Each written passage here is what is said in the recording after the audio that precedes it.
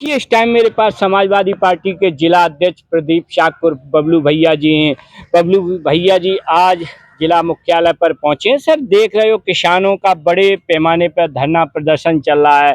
कहीं ना कहीं बीजेपी सरकार डीएपी खाद किसानों को मुहैया नहीं करा पाई। आप क्या कहोगे सर? आप समाजवादी पार्टी के जिला अध्यक्ष हैं सर। देखिए, मैं आपको बताएं कि भाजपा की सरकार थोड़े आगे।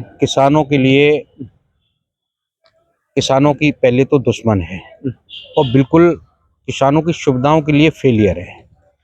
डीएपी खाद की बात है तो आपको पता है, पीडीए के लोगों को डीएपी खाद तो नहीं मिल रही लेकिन लाठियां जरूर मिल रही। ये चुन चुन के पीडीए के लोगों को, क्योंकि पीडीए के लोग सुबह से लाइन में लग जाते हैं, उनकी महिलाएं बच्चे लाइन में लग जाते हैं।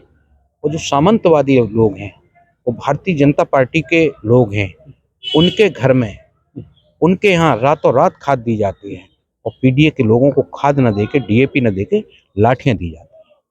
ये सरकार की नीति है।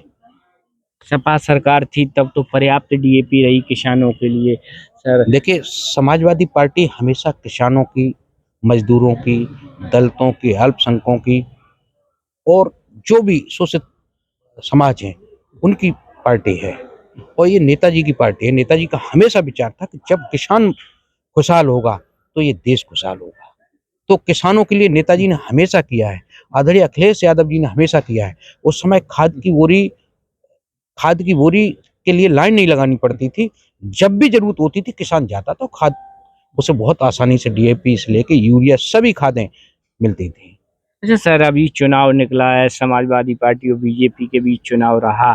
कहीं ना कहीं पुलिस प्रशासन को आम जनता पर हथियार उठाना कैसे देखते हो? देखिए, ये लोकतंत्र की हत्या है और आपको पता है, चूंकि आप मेरा आज इंटरव्यू, आज संविधान दिवस है, आज संविधान दिवस है। संविधान मान दिवस है। तो मैं आज के दिन आपसे ये कहना चाहूँगा और जनता से अपील करना चाहूँगा कि ये लोग संविधान के रक्षक नहीं, भक्षक हैं। जैसा आपने देखा है, एक तरफ लोकतंत्र की हत्या की जा रही है और एक तरफ चुनाव आयोग कहता है कि 18 साल की उम्र के लोगों के वोट बढ़ाए जाएं। एक तरफ सतत वोट बढ़ाने की बात करते हैं, दूसरी तरफ आप लोगों को वोट नहीं डालने दे रहे। लोगों को घरों के सामने बैरिकेडिंग की जाती है और जब वो निकलने की कोशिश करते हैं तो आप देखिए, एक एसओ, कई पुलिसकर्मी सीधे मतदाता पे हथियार उठा देते हैं, पिस्तौल तान देते हैं, लाठियां मारते हैं। तो ये लोकतंत्र की हत्या है, संविधान की हत्या है। तो मैं यही कहूंगा कि ये चुनाव नहीं था, ये चुनाव नहीं था। चुनाव वास्तविक अगर होता तो मैं 9 की 9 सीट जीतते। ये लूट तंत्र है, ये लूट तंत्र है और लोकतंत्र की हत्या करके इन्होंने ये कहा। अगर लोग ये सब होता तो उत्तर प्रदेश में ही तो भाजपा की सरकार है। आप बताओ, आपकी जहाँ पश्चिम बंगाल में नहीं है वहाँ आप हारे, आप पंजाब में नहीं है आप हारे। तो आप जहाँ आपकी सरकार नहीं है वहाँ आपको उपचुनाव में कोई सीट नहीं मिली।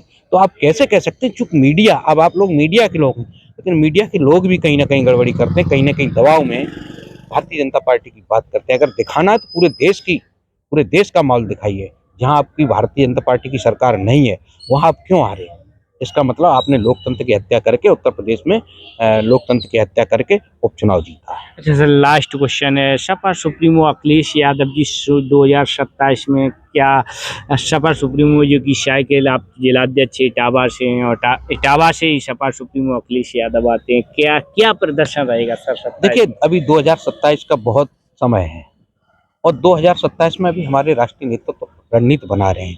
और रणनीति में जैसा आपने देखा कि हम लोग पीडीए को बचाने के लिए और संविधान को बचाने के लिए हम लोग सड़कों पर उतर आए हैं और जरूरत पड़ी तो संविधान बचाने के लिए और पीडीए की रक्षा करने के लिए कुछ भी कुर्बानी अब की बार देने को तैयार है।